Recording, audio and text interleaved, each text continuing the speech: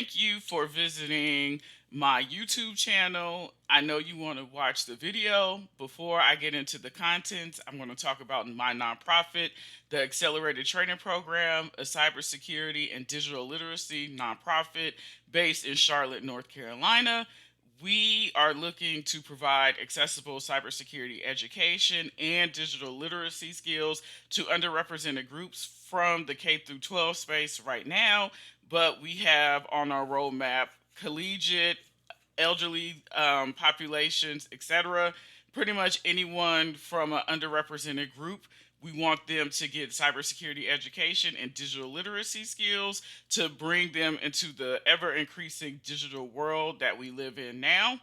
If that sounds like something that you're interested in, we do have a donate button if you would like to donate monetarily. We're always accepting donations. If you would like to volunteer your time, we have a volunteer tab where we're looking for workshop volunteers. Currently, we have 1 month workshops, but we're looking to expand that in 2024.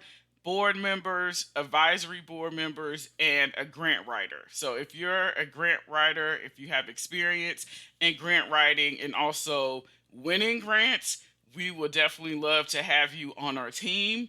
To be considered, please complete the volunteer form here, which is a link that will navigate you to a Google form. And again, we're a cybersecurity, digital literacy nonprofit, and we would love to work with you if that is your passion as well. Thank you. Have a good day. And now the video is going to start. Hello, and welcome to another video for the Advent of Cyber. In today's video, we're going to do day 12, which is today. Defense in depth, slaying threats one layer at a time. Let me start the machine. Okay, and since it didn't start in split mode, I'm probably going to need the attack box, so I'm going to start that as well. Okay.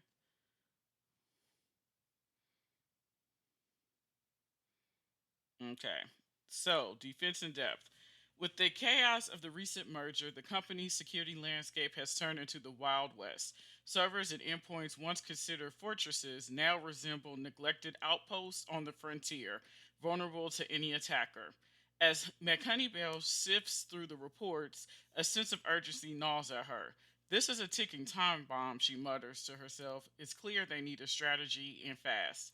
Determined, McHoneybell rises from her chair, her mind racing with possibilities. Time to suit up, team. We're going deep, she declares, her tone a blend of resolve and excitement. Defense in depth isn't just a strategy, it's our lifeline. We're going to fortify every layer, from the physical servers in the basement to the cloud floating above us. Every bite, every bit. In this task, we will be hopping into McHoneybell's shoes and exploring how the defense in depth strategy can help strengthen the environment's overall security posture. So, we're going to learn about defense in depth, basic endpoint hardening, and simple boot to root methodology. Okay, so we've started the attack box, the VM, and we have creds. The machine we'll be playing around with is a vulnerable by design Ubuntu running a Jenkins service. It has been configured for ease of use, allowing flexibility for users in exchange for security. Okay, so we've started that. Okay, so log into the admin account via SSH using the credentials supplied below. You can do this in the attack box by opening a new terminal. Okay, so we need to wait for the attack box to open. Okay. You'll know that both machines are ready when you see a desktop in the attack box and you're able to connect via SSH to the server. Okay, so let me open a terminal. Terminal SSH admin at 10.10.160.57, which is my IP. Super strong. Okay, super strong password. 1, 2, 3. Okay, now I'm in. Okay, So this is a guided walkthrough. As discussed earlier, we're dealing with a server that is vulnerable by design. It contains misconfigurations and has been implemented with poor or simply non existent security practices. This part of the task will walk you through one of the many ways we can get elevated privileges on the server. Skipping the enumeration part, we can access Jenkins via Firefox on its default port 8080. So I think that's one of the questions. 8080. Okay. Okay, so you should be greeted by a page that looks something like this. Okay, so let me open it. HTTP 1010 160 57 8080.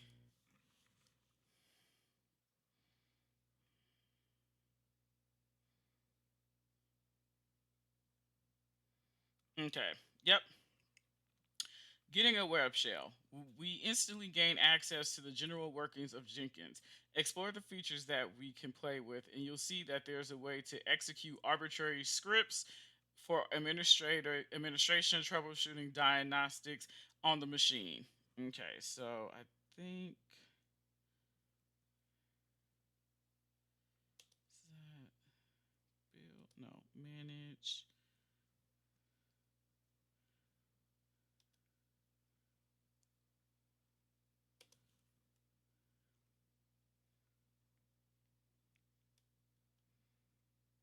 Okay, so here, ah, so script console. If this will stop moving, this is what they're talking about right here. Click on the Manage Jenkins button on the left side, scroll to the bottom, Script Console. That's what we're looking for. Okay, Script Console is a feature that accepts Groovy, a type of programming language for the Java platform. Let's jump straight in and try to establish a reverse shell using this feature. The example below is an edited version of this script. So, copy the script above and okay, so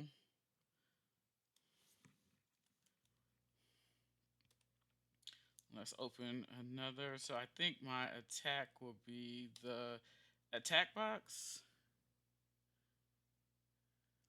Oh, not here. Well, hold on. I am going to need this.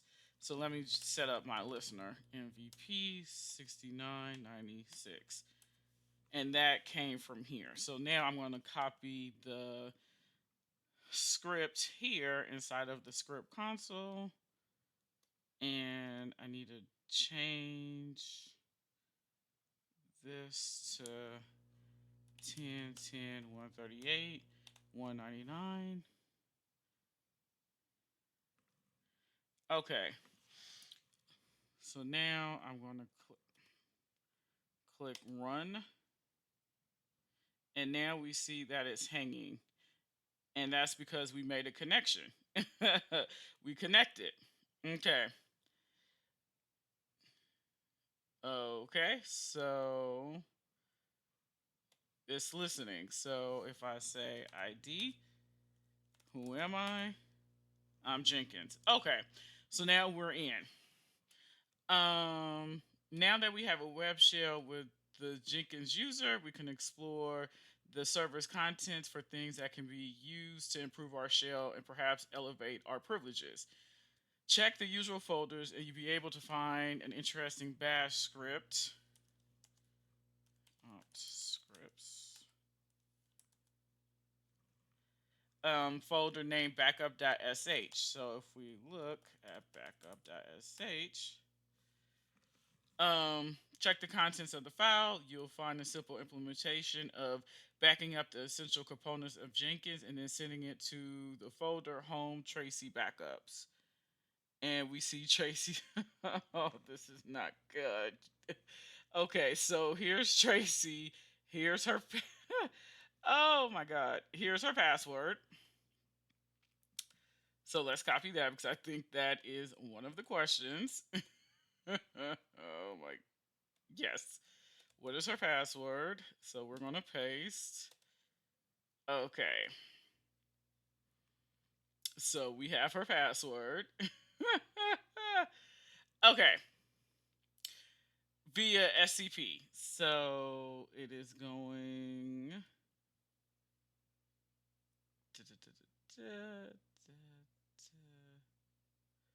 Yep, you see here, username is Tracy. The IP is localhost and it's going to home Tracy backups. Okay, via SCP. The file also contains the credentials of the user Tracy. The SCP command is a clue that SSH may be used on the server. If so, we can use it to upgrade our user in shell. Open a new terminal and log in via SSH using the command. So, I'm okay. So I'm logged in the Jenkins server as admin. Tracy at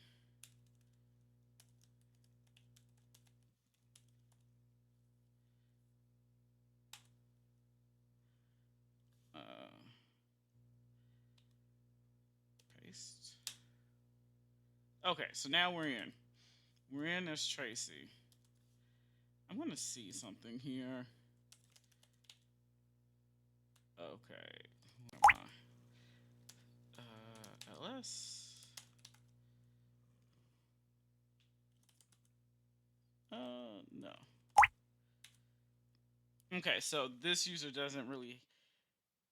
Wait.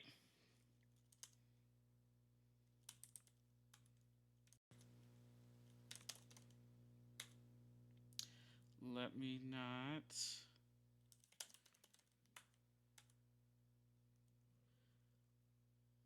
Okay. Cat. Host.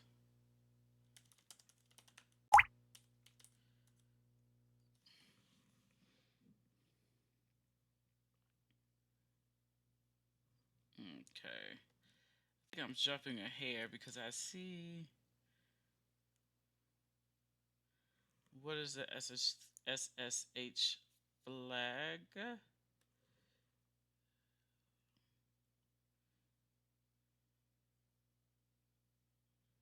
Okay, those are the known hosts. I'll come back to that. I'm skipping ahead. Okay. Okay. So we logged in as Tracy. Okay. Finally, we're going to use sudo dash L and paste. And we see that Tracy can run everything. Okay. So the sudo dash L.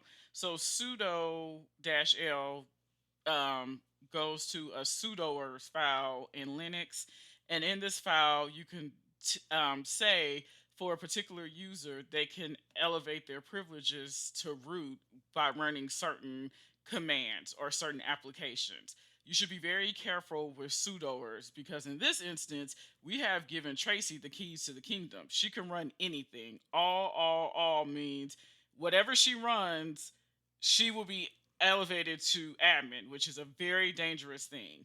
The sudoers file is used by administrators to protect the server, but again, you have to be very careful what you put in this file because and just like this example, if you give a person too much access, they can wreak havoc. Okay. So pretty much what I said, the all line in the output essentially says that all commands can be performed by Tracy using sudo. This means that the user is created with the inherited privilege access. As such, we can enter sudo su, and now we have elevated to root. And you could tell because before we had a dollar sign, and when you root, it's the pound. So if we go cat root. Oh, CD. My bad. CD root. Okay. So we found the flag. Okay. Now, let's see. Now, defensive depth in its role in hardening. From the attacking point of view, we were able to get straightforward root access to the server. This is bad news for defenders since the goal is to make it as hard for the attackers as possible to get what they want. In the next section of the task, we will establish defensive layers that aim to work together, with each layer making it more complicated for the attackers to achieve their aims. Defense in depth is all about creating defensible environments whereby security controls are meant to deter the bad actors from achieving their main goal. Notice that the emphasis isn't on never getting compromised. Rather, it's on making sure that the bad actors don't succeed. This way, even if one or more defensive layers get bypassed, the stacking alone of these layers make it much harder for the bad actors. Sometimes this is actually enough for bad actors to try and minimize their losses and move on to easier targets. So, now we're going to go back to hardening. Now we're going to go to hardening the server. Going back to our attack exercise from earlier, we discovered that root is very easy to achieve because there is full trust within the server environment. Okay, so removal of Tracy from the pseudo group. Pseudo group. We shall always follow the principle of least privilege, especially for systems in production. In this example, the user Tracy is made in such a way that it has the same permissions as the admin. This gives the user more flexibility. However, it also runs the risk of misuse not only by the owner of the account, but also by others who gain access to this account, as we did. To remove Tracy from the pseudo group, we use the following command: sudo delete user Tracy sudo. Okay, so you see it has removed her. To confirm removal from the sudo, we're going to say sudo -l-u, uppercase U, and Unix and Linux is case sensitive. So now we're trying to use it again, and it says user Tracy is not allowed to run sudo on Jenkins.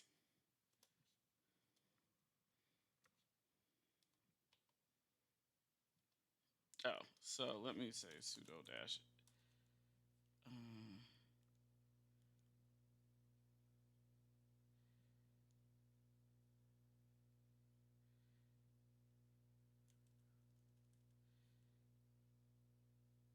okay, wait, because I don't think that is okay. Okay, because I don't think this is it because this doesn't have. Yeah.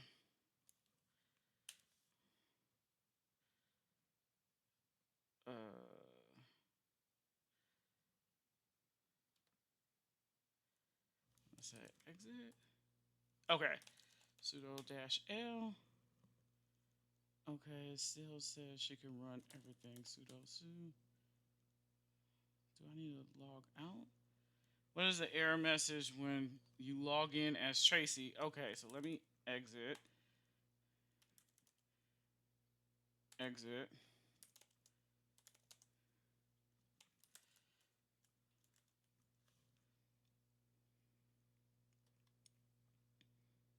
Okay. 10. 10. Why is. Come on. At 10. 10, 160, 57. And I have her password right here. Okay, we're going to copy. Gonna paste.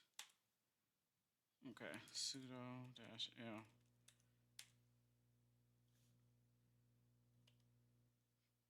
Paste. Okay. Sorry, user Tracy may not run sudo on Jenkins. Okay, so I had to log out and log back in. Okay, so paste. Okay.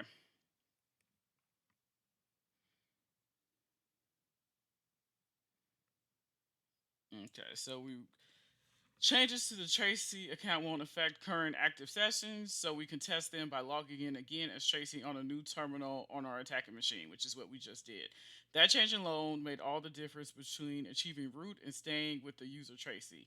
Now the attacker is left with three immediate options: further enumerate the server for a possible root for a possible route to root within the user tracee, find a way to move laterally within the system to a user with a possible route to root access, or find a different target. So now we're about to harden SSH. The path to root has been made more complicated for the attacker, but that doesn't mean we should stop here.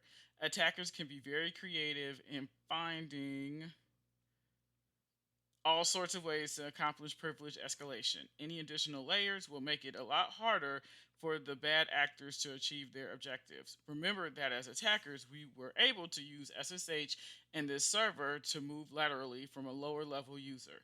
In light of this, we can disable password-based SSH login so we can thwart the possibility of an SSH login via compromised plaintext credentials that are just laying around. In the admin shell, go to, okay, so here we're going to cd, okay, so we're going to say cd etc ssh sshd config. Oh, okay, I meant to open that, not go there. Okay, so we're going to open the file and edit it using your favorite text editor. Remember to use sudo. So I want to say sudo nano etc ssh sshd config. Okay. Find the line that says password authentication equals yes.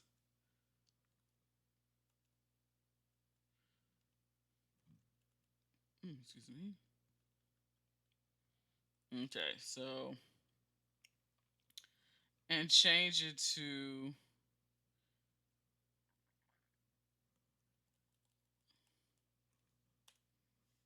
no.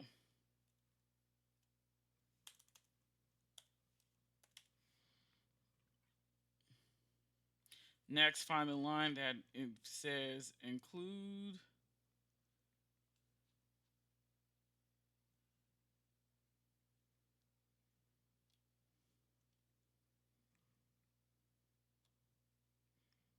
Okay, I think this is the flag.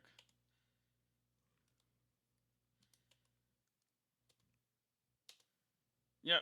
Okay, because this doesn't belong. I'm like, oh, that is weird. That should not be there. I've done plenty of CTFs. Trust me, that should not be there.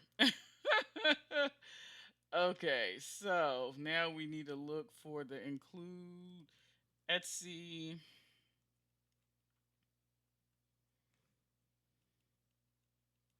I wonder if I passed it. Yep, I did. So it must be up. Okay, so that's the first file here. So the first line, excuse me. So we're going to comment this out. Etsy ssh sshd config.d. So we're going to add an pound sign, which turns it into a comment. Save the file. And we're going to exit. And then we're going to say sudo systemctl restart ssh. And we restart it. In the example below, the egrep command shows what the lines within the file should look like. You can use the same command to see if you have successfully edited the file. You should see the effect immediately when you log out of tracing in your attacking machine and try logging in again. Okay, so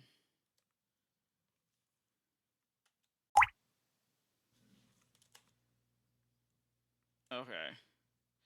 So if I say egrep, I'm just gonna see password authentication.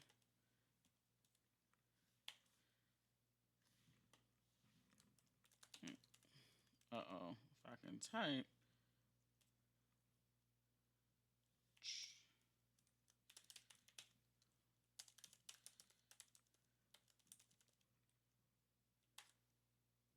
Okay. Okay, so include and password authentication equals no. So start.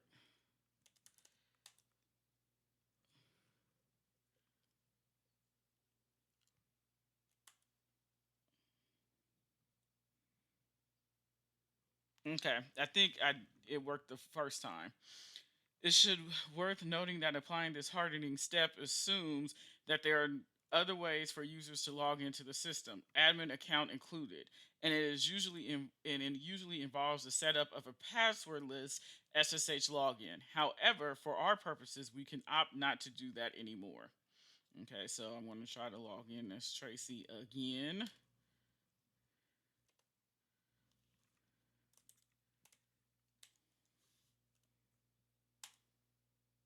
Okay, and you see permission denied. We can't log in as her anymore. Okay. Stronger password policies. Another pivot point emphasized in our attack exercise earlier was the plain text password directory that led to the SSH access to a higher privileged users. Two immediate things are apparent here. The password is weak and may be susceptible to a brute force attack, and the user employed bad password practices, putting plain text credentials on a script and leaving it lying around for anyone with server access to see. We can apply a stronger password policy requiring the user to change their password and make it compliant on their next login. However, it's solely up to the user to prevent bad password practices. Further, plain text credentials, despite following a strong password policy, may still be used to move laterally with the web shell access that we got initially. Care really should be exercised when dealing with secrets, especially ones that belong to higher privilege accounts. So, how to promote zero trust?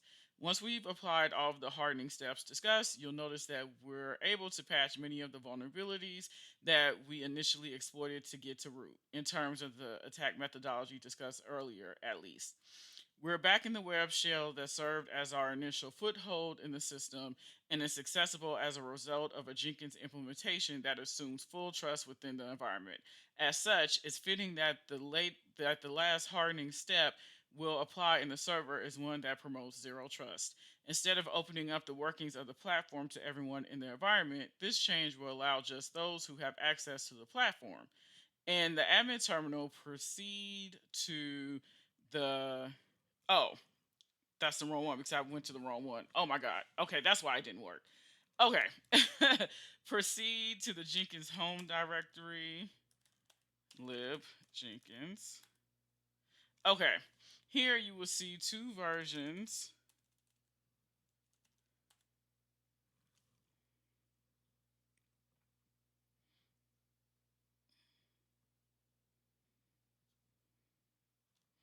Okay, hold on. What is the cat secret key?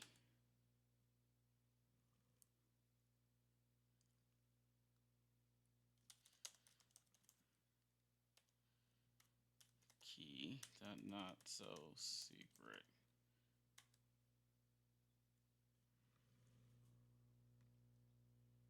Okay, so it's nothing.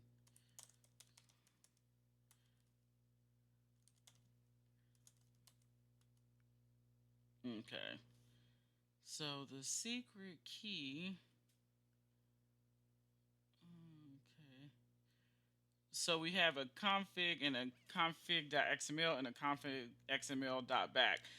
I saw a secret, so that's what I was looking. Okay. Here, you will see two versions of the Jenkins config file, config.xml and config.xml.back. Fortunately for us, the administrator kept a backup of the original configuration file before implementing the current one. As such, it will be more straightforward for us to revert back to the original by removing the comments in the XML file. For reference, the comment syntax is signified by an exclamation point and two hyphens right after the opening bracket and two hyphens right before the closing bracket. Anything in between is commented out. Using your favorite text editor, access config xml.back. So I'm going to say nano config xml.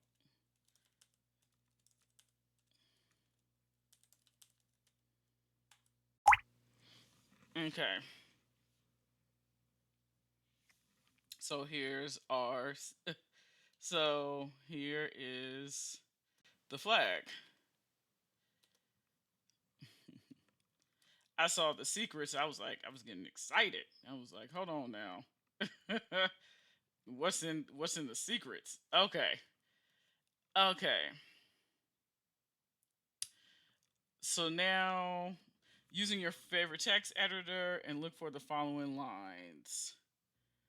Authorize strategy. Remove the okay, so we're going to remove the authorized strategy um in security realm. Oh, okay. And then save the file. Uh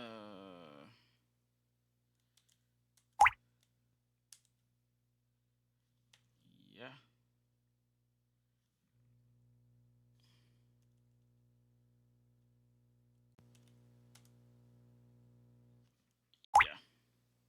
Yeah. Okay.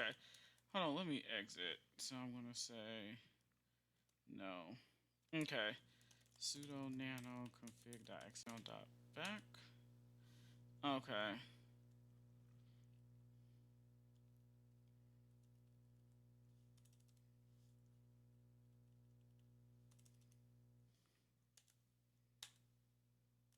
Okay, I had to use sudo.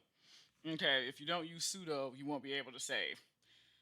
Okay, and then save the file. We can then remove the current active config by saying remove config.xml. Yes. Okay, so let me say sudo remove.config.xml. Okay. After that, we can copy the backup file to a new config file. So we can say sudo copy config.xml back to config.xml. And the reason why I'm using sudo is because I'm getting a permission denied. So I don't know if I brick this in some way, but yeah. Restart the service by sudo systemctl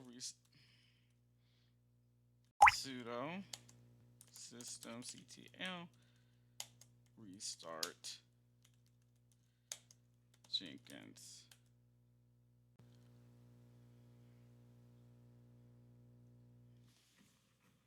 Okay.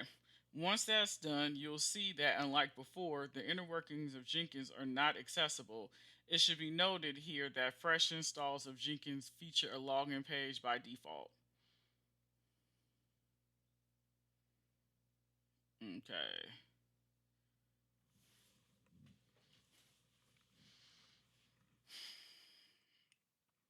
So we're going to wait for this to finish, and then we should.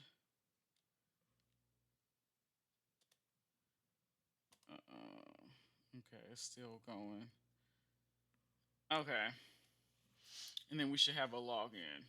Okay, conclusion. Defense layers don't need to be flashy. You can accomplish a lot with one liners and simple implementations of security best practices. This is exactly what we have done throughout this task, addressing a specific exploitable vulnerability each time. This task is a simple demonstration of how it works in the real world.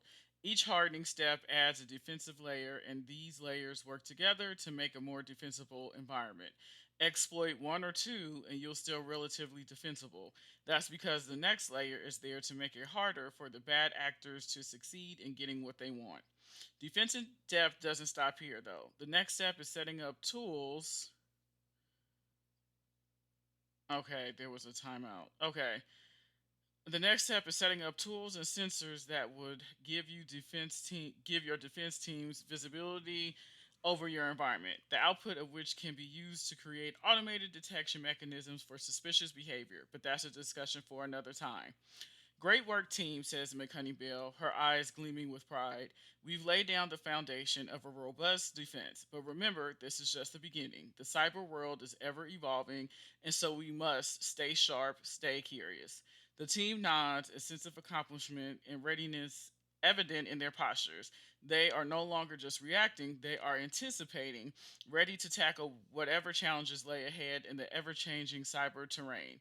McHoneybill grabs her jacket, her thoughts already on the next challenge. Tomorrow we rise again. For now, rest well, team. You've earned it. Okay, so we've completed everything. I'm not understanding. Okay, so try again, resend. Okay.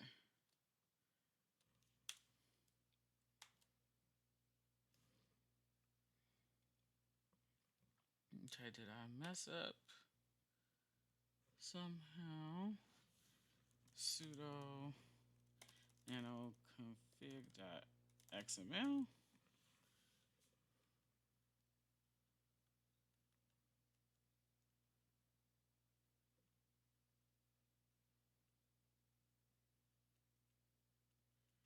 Okay, so that's there.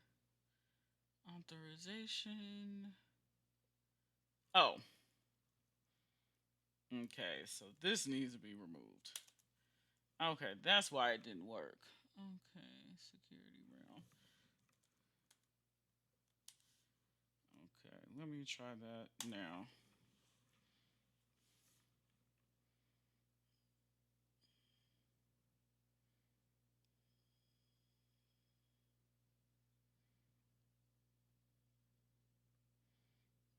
Let's see.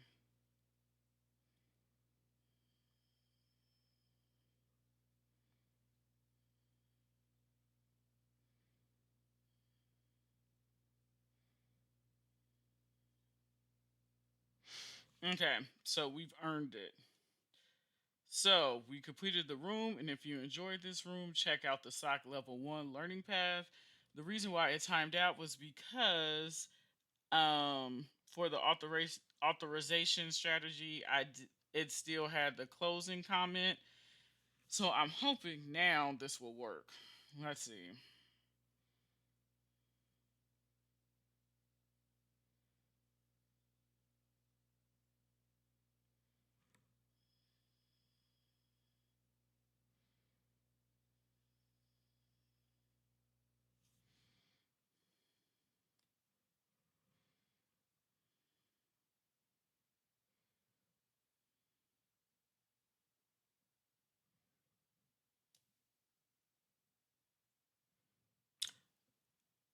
Okay, I don't know if this is going to work because I don't think I removed for the security realm. I have to see. Yeah. Yep. The same for the security realm. Okay, you got to make sure.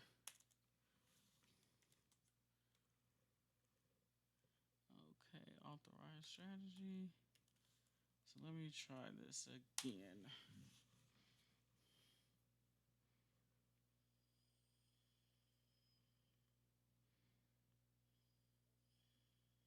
Okay, so that worked. So now